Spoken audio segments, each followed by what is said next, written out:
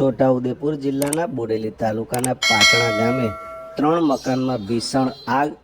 ત્રણેય મકાન બળીને ખાક થઈ ગયા.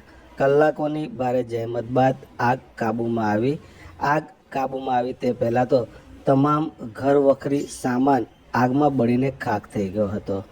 બોડેલી તાલુકાના પાટણા ગામે અચાનક લાગેલી ભીષણ આગે વિકરાળ સ્વરૂપ ધારણ કર્યું હતું. 3 રહેણાંક મકાનો બળીને ખાક થઈ ગયા હતા.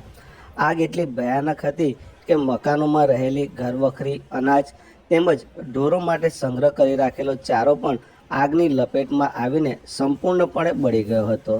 મળતી માહિતી મુજબ આગની ઘટનામાં સુભાષભાઈ મનાભાઈ બારિયા, મહેન્દ્રભાઈ ચંદુભાઈ બારિયા અને નગીનભાઈ રામજીભાઈ બારિયાના મકાનોને ખૂબ જ મોટું નુકસાન પહોંચ્યું છે.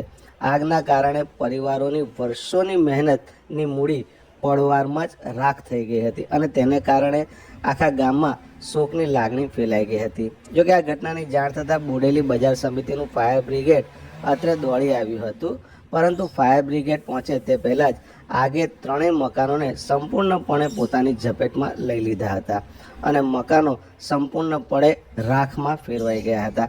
આગ લાગવાનું ચોક્કસ કારણ તો હજી સુધી જાણવા મળ્યું નથી, પરંતુ સ્થાનિક લોકો અને ફાયર બ્રિગેડના જવાનોએ ખૂબ જ જહેમત બાદ આગ ઉપર કાબૂ મેળવ્યો હતો.